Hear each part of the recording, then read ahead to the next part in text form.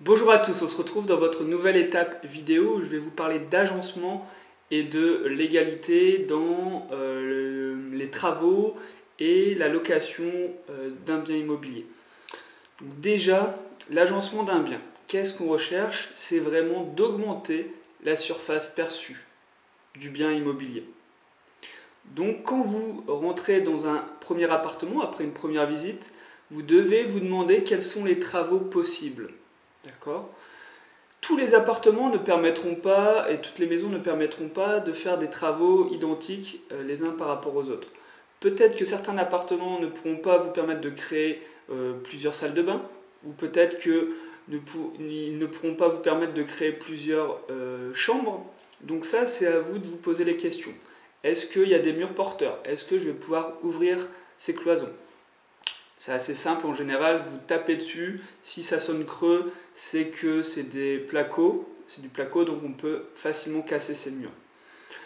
Pensez, je l'ai dit, à la tuyauterie, pour les salles de bain par exemple. Il faut qu'il y ait des tuyaux qui passent entre les salles de bain, qui rejoignent le tout à l'égout par exemple. Et donc si vous créez une salle de bain à l'opposé de la maison et une autre salle de bain à l'opposé, voilà, deux endroits différents, eh ben, il va falloir faire passer les tuyaux à un moment donné. Donc, ça va peut-être pas être la meilleure idée que vous avez eue. Il faut mieux rassembler en fait les salles de bain, tout ce qui est tuyauterie, lavabo, toilette, côte à côte par exemple. Ou quand on est dans un immeuble, on les fait les uns sur les autres. Je ne sais pas si vous avez déjà remarqué ça dans des immeubles d'entreprise par exemple. En général, les toilettes se trouvent toujours au même endroit, d'étage à étage. Donc c'est pas pour rien, c'est vraiment pour que le tuyau de canalisation prenne le moins de place possible et gêne le moins possible quand on marche dans l'immeuble, tout simplement. Pensez aussi au chauffage. Quel type de chauffage vous allez mettre? Comment il fonctionne actuellement? Est-ce qu'il faut le refaire? Est-ce que vous voulez mettre du chauffage électrique? Est-ce que vous préférez le chauffage au gaz? Etc. etc. Voilà. Ce que je voulais vous dire aussi, pour augmenter la surface perçue, le bon moyen, c'est vraiment la luminosité. La luminosité du bien, vous devez réfléchir à comment améliorer cette luminosité. Donc ça va passer en général par des ouvertures naturelles, que sont les fenêtres. Regardez bien si le bien est bien lumineux. Et après, on peut rajouter des miroirs, donc un miroir par pièce, par chambre, par salon, par cuisine, pour augmenter vraiment cette surface perçue. Un bon moyen aussi pour améliorer son agencement, je dirais, ou des travaux à faible coût plutôt. Donc le meilleur ratio de travaux et résultat de qualité de premier ressenti, ça va être de repeindre les murs. C'est tout bête, mais vous repeignez les murs et vous allez avoir tout de suite cet aspect un petit peu plus neuf, plus propre. C'est pas grand chose, mais vous devez y penser.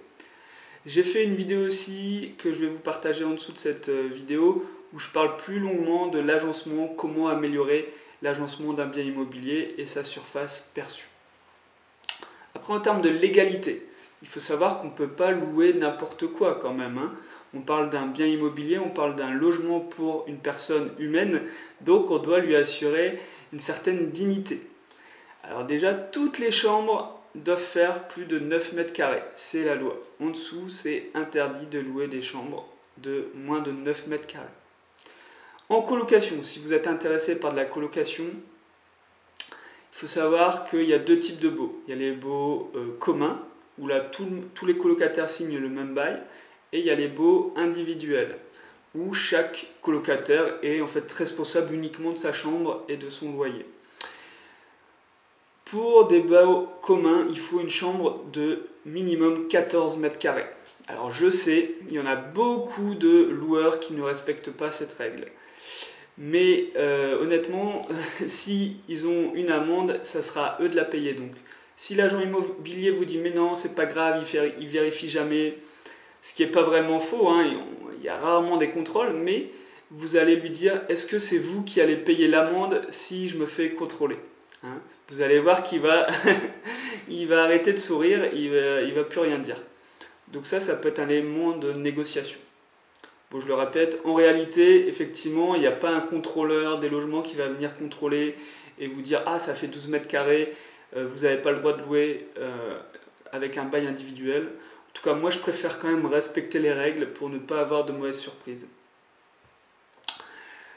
On va faire aussi de la location meublée. Dans la location meublée, il faut respecter un certain nombre d'équipements à proposer aux locataires. Donc ça va être en passant du lit, par le rideau, par une armoire, la cuisine meublée, et un micro-ondes, des assiettes, des choses voilà, toutes bêtes.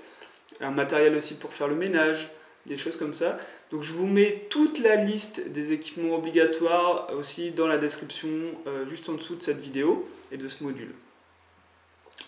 Pour respecter la légalité aussi, des fois il faut respecter les plafonds de loyer. Et ça c'est en vigueur dans certaines grandes villes de France. Lyon par exemple, Paris et Lille en ce moment. Ça peut évoluer, donc renseignez-vous si vous avez envie d'investir dans les grandes villes comme Lyon, Bordeaux, Marseille, Nantes, Rennes, Strasbourg, etc., etc. Puisque je voulais vous dire un petit point sur le calcul des mètres carrés, comment on calcule les mètres carrés dans l'immobilier, et ben ça va être tout ce qui va être